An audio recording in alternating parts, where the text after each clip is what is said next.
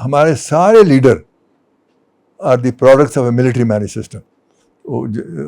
بھٹو کو وہ لائے تھے, پھر نواز شریف کو وہ لائے تھے, عمران خان کو وہی لائے. تو اس لحاظ سے یہ ایک سکم ہے کہ عوام نہیں فیصلہ کرتی ہے, اسٹیبلشمنٹ فیصلہ کرتی ہے کہ اب کس نے رول کرنا ہے. تو یہ ہماری جو ترقی کا عمل ہے اس میں یہ پولیٹیکل انسٹیبلٹی اور جمہوریت کی فیلیور جو ہے یہ ایک بہت بڑی وجہ ہے. اکنامکس کی طرف دیکھیں تو کہا یہ بھی جاتا ہے کہ ہمارا بہت بڑا فیلئر یہ بھی ہے کہ ہم آئی ایم ایف کے پاس بار بار جاتے ہیں, آئی ایم ایف کے چنگل سے ہم نکل ہی نہیں سکتے. دوسرا ایک بہت بڑا فیلئر ہے کہ ہم ایڈ ڈیپینڈنٹ بہت رہے ہیں.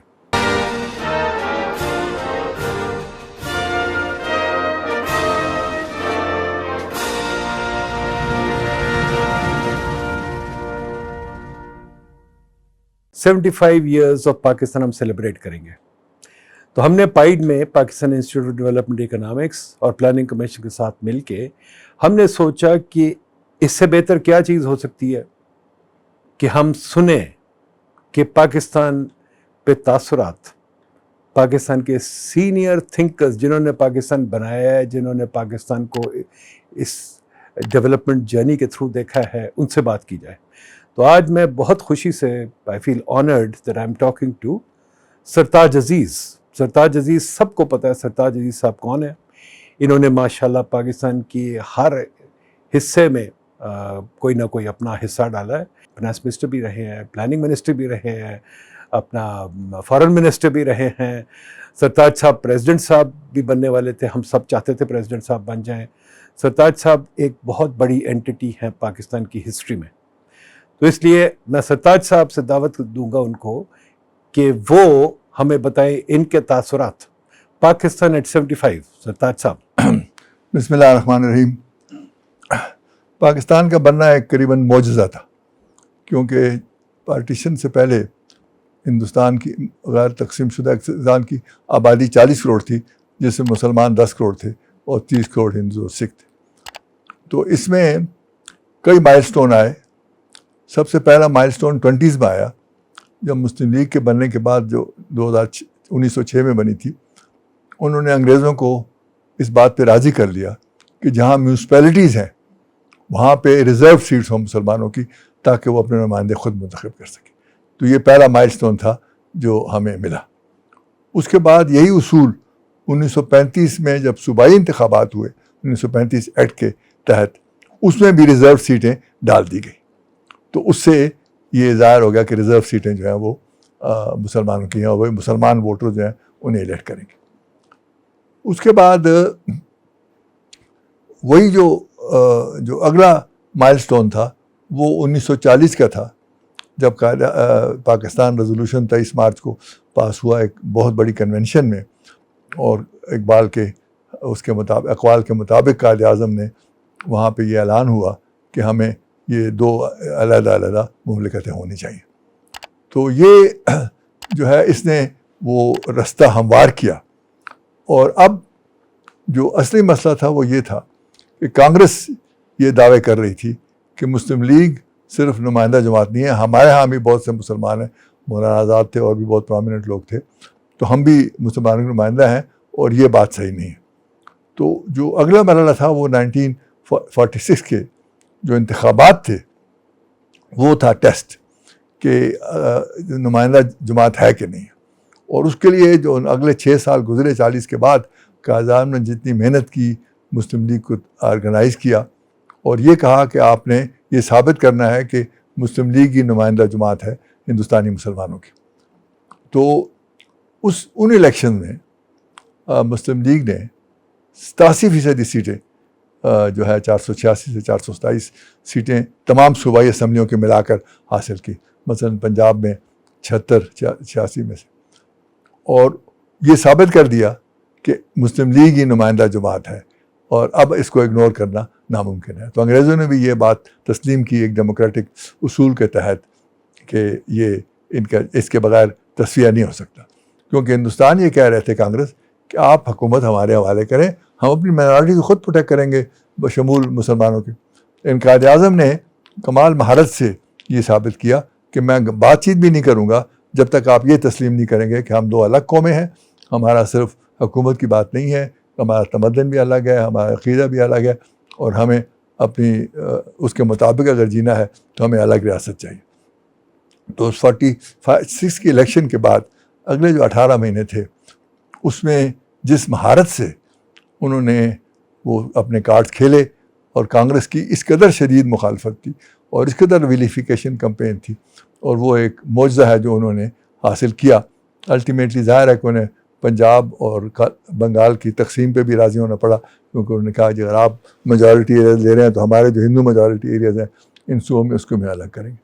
تو مجھے یاد ہے پہلے تو ظاہر ہے کہ میں اسلامک کالج جب جوائن کیا 1944 میں, اس وقت تحریک پاکستان زوروں پر تھی, اور میں مسلم اسٹوڈنٹ فیڈریشن میں بڑا سرگرم کارکن تھا, بلکہ ان کا فائنانس ممبر تھا مسلم اسٹوڈنٹ فیڈریشن کا. تو اسلامک کالج میں چونکہ عمر یاد ملک ہمارے پرنسپل تھے, انہوں نے ایگزمپشن دی ڈیٹینشن ٹیسٹ سے, تو ہم نے 1250 لڑکے بھیجے تمام پنجاب کی کنسٹیٹوئنسیز میں, اور ہم انہیں 3rd کلاس کے ٹکٹ ریل کے ₹1 روز کا خرچہ دے کے بھیجتے تھے, اور وہ انہوں نے طالب علموں نے بہت زبردست کردار جو ہے وہ ادا کیا اس حوالے سے اس سارے عمل میں. اور وہ ہمیں پھر مجاہد پاکستان کی سندیں ملیں, اور قائد اعظم جب مارچ 46 میں اسلامک کالج لاہور آئے تاریخ سالانہ جلسے کے لیے, انہوں نے مبارکباد دی سب کو اور کہا کہ آپ مجاہد پاکستان کے سیکرٹری کے لیے, اب آپ کو معمار پاکستان بننا ہے. That's how I became a development professional.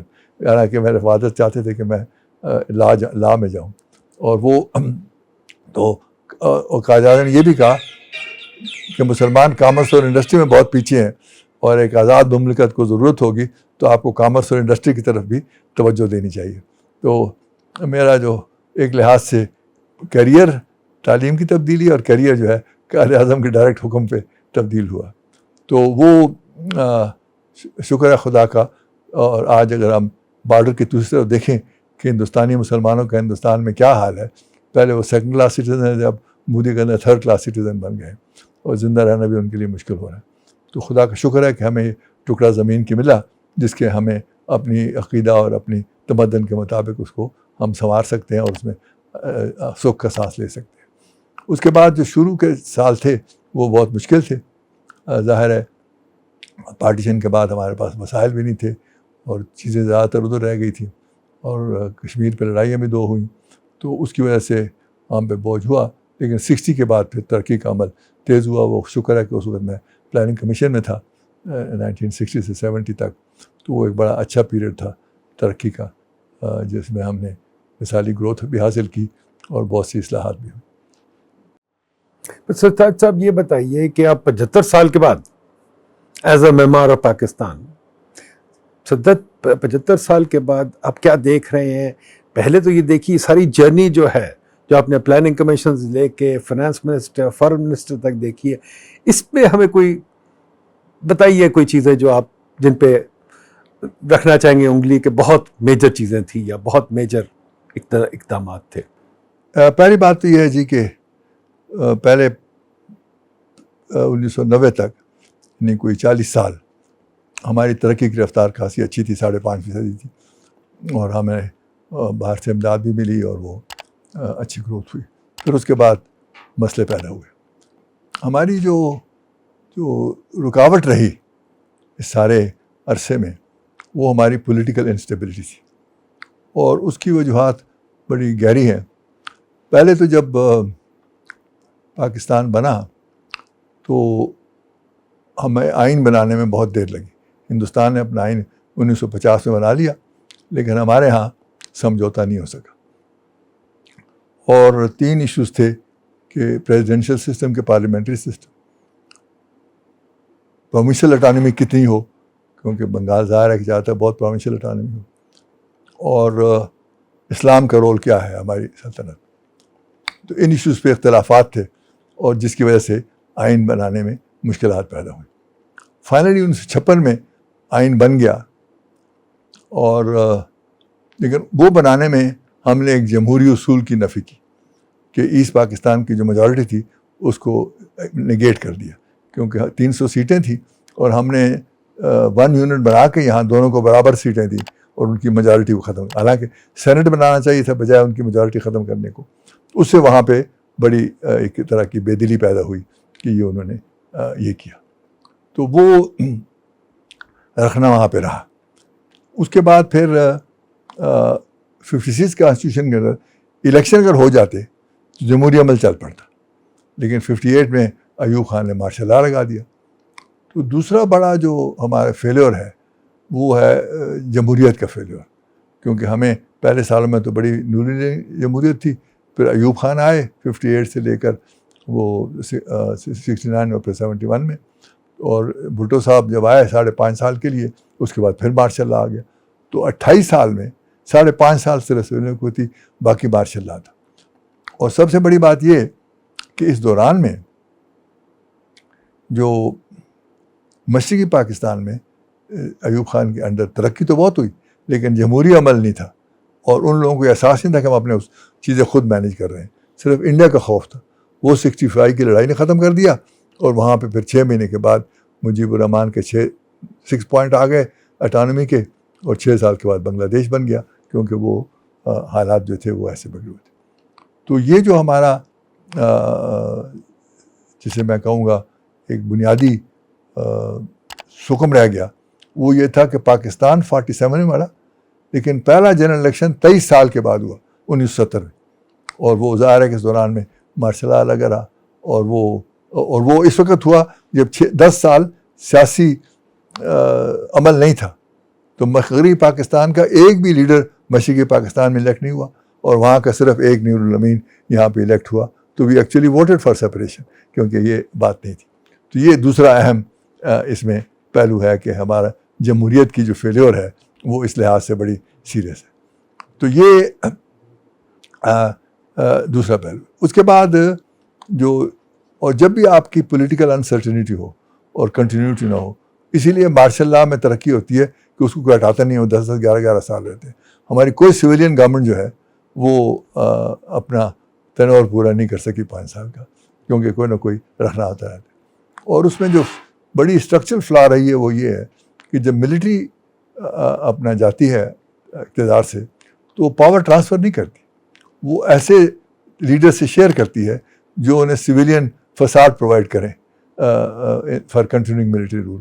اسی لیے ہمارے سارے leader are the products of a military managed system. Bhutto کو وہ لائے تھے، پھر نواز شریف کو وہ لائے تھے، عمران خان کو وہی لائے. تو اس لحاظ سے یہ ایک سکم ہے کہ عوام نہیں فیصلہ کرتی ہے، اسٹیبلشمنٹ فیصلہ کرتی ہے کہ اب کس نے رول کرنا ہے.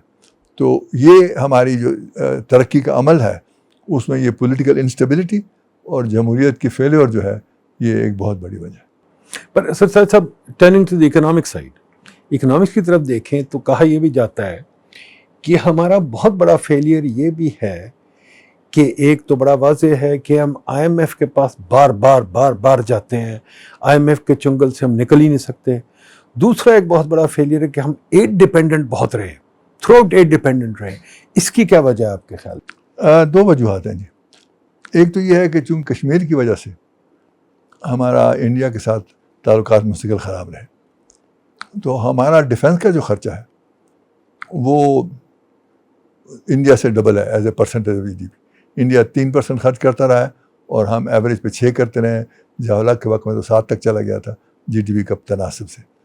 اور اس کی وجہ سے جو ہمارا برڈن تھا ڈیفنس کا 1990 تک تو وہ ملٹری ایڈ کی وجہ سے چلتا رہا، اور 1990 کے بعد جو خرابیاں آئیں وہ اس لیے آئیں کہ اب ہمیں وہ پیسٹر امینڈمنٹ کی وجہ سے وہ ایڈ ملنا بند ہو گئی. تو 90s میں حالانکہ ہم نے بہت پالیسی ریفارم کیے، ہماری انفلو جو تھی وہ نیگیٹو ہو گئی تھی، کیونکہ ہم ڈیٹ سروسنگ زیادہ کر رہے تھے اور نئی ایڈ نہیں آ رہی تھی. اور یہ جو ہندوستان سے تعلقات کی وجہ سے Pakistan became a security state in the sense کہ وہ ملٹری کا ڈومیننٹ ایک رول رہا. اور وہ جب آپ بارو کریں گے ایک دفعہ اور ایک خاص حد تک پہنچ جائیں گے تو پھر وہ بارونگ ہی آپ کے لیے ایک برڈن بن جائے گی. تو یہ جو ہمارا ڈیفنس کا خرچہ ہے جو انڈیا سے ڈبل ہے as a percent of G D P, کیونکہ اگر آپ وہ ہم سے 6 گنا بڑے ہیں اور آپ 1/3 ہیں ان سے، تو وہ آپ ڈیفینڈ تو کر سکتے ہیں اور تو کچھ بھی نہیں کر سکتے، کیونکہ اور شکر ہے کہ نیوکلیر پاور بننے کے بعد وہ بیلنس بہتر ہو گیا ہے. لیکن مجموعی طور پر جو ہماری اکنامک پروگرس میں جو رکاوٹ آئی وہ یہ آئی کہ ہمارا ڈیفینس کے خرچے کی وجہ سے شروع میں development was the largest item, then defence, then debt servicing. اب debt servicing is the largest item followed by defence and then development. So یہ ایک سیریس بات ہوئی. اس کے علاوہ جب پولیٹیکل انسٹیبلٹی ہو اور کوئی گورنمنٹ 2.5-3 سال سے زیادہ نہ رہے تو آپ کے جو لانگ ٹرم پالیسیز ہیں وہ ظاہر ہے کہ کام میں نہیں آ سکتی. اور وہ ہم نے مثلا 90s میں جب آئے تھے تو بڑے میجر ریفارمز کیے ہماری گورنمنٹ نے. پرائیویٹائزیشن کی, ڈی ریگولیشن کی, لیٹر آف کریڈٹ کا سسٹم ختم کیا, امپورٹ لائسنسنگ اوپن کی, فارن ایکسچینج کو اوپن کیا. اور وہ ہم بڑی سمت میں جا رہے تھے 93 میں. اگر گورنمنٹ ہماری نہ جاتی 93 میں, آج ملک بالکل مختلف حالات میں ہوتا. تو یہ جو ریکرنگ پولیٹیکل انسٹیبلٹی ہے جس کی وجہ یہ ملٹری مینج سسٹم ہے, وہ انفارچونیٹلی ہمارا ایک بہت بڑا حائل رہا ہماری ترقی کی راہ میں. So that's about 75 ہماری عمر ہو گئی اب ہمارے ملک کی. تو آپ اس وقت کیا بیٹھے دیکھ رہے ہیں کہ ہم کافی مشکلوں میں پھنسے ہوئے ہیں. ایز یو کین سی کہ ایک بہت ڈیپ اکنامک کرائسس کنٹری میں آیا ہوا ہے, اور ہم ساتھ ہمارا پولیٹیکل اختلافات بھی بہت بڑے ہوئے ہیں. تو آپ کی کیا ایڈوائس ہوئے گی اس سچویشن میں ہمارے سیاسی لیڈروں کو بھی, since you are one of the most senior politicians at the moment, آپ کی کیا ان کو سفارش ہوگی کہ کیا کریں, ایک تو پولیٹیکل سائڈ پہ, دوسری اکنامک سائڈ پہ؟ میرا خیال ہے کہ اس میں دی امپورٹنٹ چیز یہ ہے کہ جمہوری اصولوں کے تحت ہر ادارہ اپنے دائرہ کار میں کام کرے. یہ جو ہائیبرڈ سسٹم ہم نے ڈیولپ کیا, بلکہ اب ہائیبرڈ پلس ہو گیا ہے, اس سے ہمارے مسائل نہیں حل ہوتے. کیونکہ ایک تو اس میں locus of focus of authority نہیں ہوتا, اور دوسرا اس میں جو کنٹینیوٹی ہوتی ہے وہ کنٹینیو نہیں کرتی. تو یہ اگر ایک دفعہ ہو جائے تو اس کے بعد جو پولیٹیکل پروسیس ہے وہ آئسولیٹ ہو جائے گا ان آؤٹ سائڈ پریشر سے.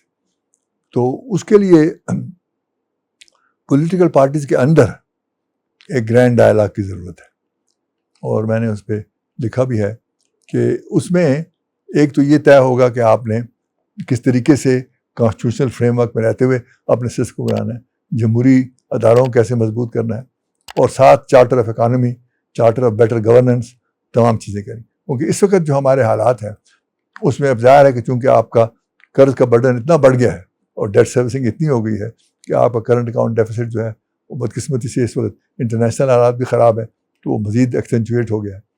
لیکن ہمارے یہاں ریزیلینس بھی ہے, ٹیلنٹ بھی ہے, اور ہم اس پہ قابو پا سکتے ہیں اگر ان کو موقع دیا جائے. تیسری بات جو ہے اس میں یہ ہے کہ جو ہماری انسٹیٹیوشنز ہیں, ہماری جو سب سے خرابی ہوئی ہے وہ انسٹیٹیوشنل ڈیکے ہے. ہماری جتنی چند ایک اچھی انسٹیٹیوشن ہیں, جس طرح اسٹیٹ بینک ہے اور الیکشن کمیشن ہے اور نادرا, چند ایک اچھی انسٹیٹیوشن ہے, لیکن مجموعی طور پر we suffer from a major institutional decay, particularly in project implementation, project preparation. Even Planning Commission is no longer the same commission in which I had the opportunity to work in the 60s. So اس میں we need to strengthen our institutions and isolate them from political pressures and political point scoring. Finally, جو ہمیں ضرورت ہے وہ اس بات کی کہ ہمارا جو پوٹینشیل ہے اکنامک اس کا, جو ہماری سیلف ریلائنس کے لیے, ہماری ساورینٹی کے لیے ضروری ہے, وہ پرائرٹی نمبر 1 بنے. اور اس کے لیے ہم ایک بڑے اچھے جغرافیکل لوکیشن میں ہیں. ہم برج ہیں between Central Asia, South Asia and West Asia, اور یہ جو لوکیشن ہے یہ اب تک ہماری لائبلٹی بنی ہوئی ہے, چاہے افغان وار کے حوالے سے چاہے اور حوالے سے. سی پیک کی وجہ سے اس میں پوٹینشیل آ گیا ہے کہ یہ ایک پازیٹیو ڈائریکشن میں جائے, کنیکٹیوٹی کی وجہ سے ٹریڈ بڑھے, کیونکہ central Asia is the least exploited area in the world. جو ایسٹ ایشیا اور ساؤتھ ایشیا ہو گئے ہیں, آگے 25 سال یہاں پوٹینشیل ہے, اور ہم ان کے لیے رستہ بنتے ہیں یہاں سے کنیکٹیوٹی کے ذریعے. تو یہ ہے پوٹینشیل ہمارا, بشرطے کہ ہم we put our house in order, work according to the constitution, and اور میری یہ تھی کہ پارلیمنٹ ایک ہائی لیول کنوین کرے of senior parliamentarians and some outsiders to start work on a new charter of democratic governance, جس میں economy کا چارٹر جو ہے وہ بھی شامل ہو، لیکن وہ ایک گورننس کا براڈر فریم ورک ہوگا، اور اس پہ اگر سمجھوتا ہو جائے. آج کل ذرا پولیٹیکل پولرائزیشن ہے، سمجھوتا نظر نہیں آتا، لیکن میرا خیال ہے کہ اگر سارے جو سوچنے والے لوگ ہیں، خیر خواہ لوگ ہیں، وہ اس پہ کوشش کریں تو امید ہے کہ اس پہ کنسنسس ہو جائے. سرتاج صاحب، آپ نے گرینڈ نیشنل ڈائیلاگ کی بات کی اور چارٹر آف اکانومی، اس میں ذرا موٹی موٹی تھیمز بتائیں کیا ہونی چاہیے. اگر یہ واقعی بیٹھ جائیں تو what would you set on the agenda? اس پہ جو پہلی بات ہے وہ تو یہ ہے کہ every institution has to work within, اور اس میں یہ نہیں ہے کہ آپ سویلین بازرسی خاطر ملٹری کا رول ہے اور ان کو آپ نے کنسلٹ بھی کرنا ہے. انہوں نے اینٹی ٹیررزم میں بہت اچھا کردار ادا کیا ہے، ہماری بارڈر کو محفوظ کیا ہے اور مجموعی طور پر بہت ہماری سیکورٹی کو پروٹیکٹ کیا ہے. لیکن اگر آپ ہندوستان سے تعلقات نارمل کر کے اور وہ بارڈر کو محفوظ رکھیں اور ایسٹرن اور ویسٹرن بارڈر کو، تو آرمی کا رول جو ہے وہ بڑا کنسٹرکٹیو ہو سکتا ہے، اور وہ لیکن ان کو پولیٹیکل رول جو ہے وہ نہیں ملنا چاہیے. اور میرا خیال ہے وہاں بھی یہ احساس ہو گیا ہے کہ پالیٹکس میں ہمیں نہیں آنا چاہیے، لیٹ دا پالیٹکس بھی. اس کے بعد جو ہماری اپنی پولیٹیکل نظام ہے ڈیموکریسی کا، اس کو بھی ذرا ری تھنک کرنے کی ضرورت ہے کہ جس طریقے سے ہم پولیٹیکل پولرائز ہو گئے ہیں، یہ انفارچونیٹلی بہت ہی ہماری ہسٹری میں کبھی ایون 90s میں اتنی پولرائزیشن نہیں تھی کہ آپ اپوزیشن سے بات بھی نہیں کرتے، ہاتھ بھی نہیں ملاتے، کہتے ہیں ہم نے یہ بھی نہیں کرنا اور صرف ہمیں اور کوئی ہے نہیں. یہ تو نہیں چل سکتا نا، کیونکہ وہ بھی الیکٹڈ لوگ ہیں، آپ بھی الیکٹڈ لوگ ہیں، اس میں آپ بات چیت کریں. تو جو رولز آف دا گیم ہیں جو ڈیموکریسی میں ہوتے ہیں پارلیمنٹ کے سارے، اس کو ہمیں سیکنڈلی فالو کرنا چاہیے. تیسرا جو ہے، جیسے میں نے پہلے کہا کہ اکانومی کو ہم نے اہمیت دینی ہے، تو اکانومی پالیٹکس نہ کھیلیں. جو بھی آپ کر رہے ہیں اس میں آپ نے پروٹیکٹ کرنا ہے کہ ہماری اکنامک گروتھ، اکنامک اسٹیبلٹی اور اس کا جو سے. اور چوتھا جو ہے وہ یہ ہے کہ ہمیں جو پروڈکٹیوٹی ہے اس کو بڑھانا ہے.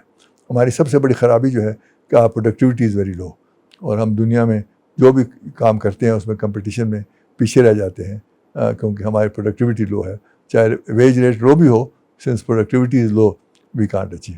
اور پانچواں یہ ہے کہ ہمارے جو ریسورسز ہیں خاص طور پہ زراعت کے اور اریگیشن کے، وہ بہت ہی زبردست ہیں. دنیا میں بہت کم ملک ہیں جہاں 80% of the land is under irrigation. تو وہ ایک بہت بڑا پوٹینشیل ہے. ابھی تک تو اسی نے ہمیں بچایا ہوا ہے، لیکن اس کو مزید بہتر کرنے کی ضرورت ہے to go from staple crops to high value crops, so that اس میں ہماری ایکسپورٹ بھی ہوگی اور ہماری اپنے جو رورل ڈیولپمنٹ ہے، رورل ایریاز کی پراسپیرٹی، وہ بھی اس سے آئے گی. اور فائنلی جو ہمارے انسٹیٹیوشن ہیں انکلوڈنگ پرٹیکولرلی میڈیا، وہ بھی اس وقت کون سی انسٹیٹیوشن ہے جو پولرائز نہیں ہے؟ جوڈیشری بھی پولرائزڈ ہے، میڈیا بھی پولرائزڈ ہے، اور پالیٹکس تو ہے ہی. تو وہ ہمیں اس کو بھی اصولوں کے مطابق لانا ہے کہ آپ پروفیشنل. اور فائنلی جو میں بات کہوں گا وہ ہے میرٹ بیس سسٹم.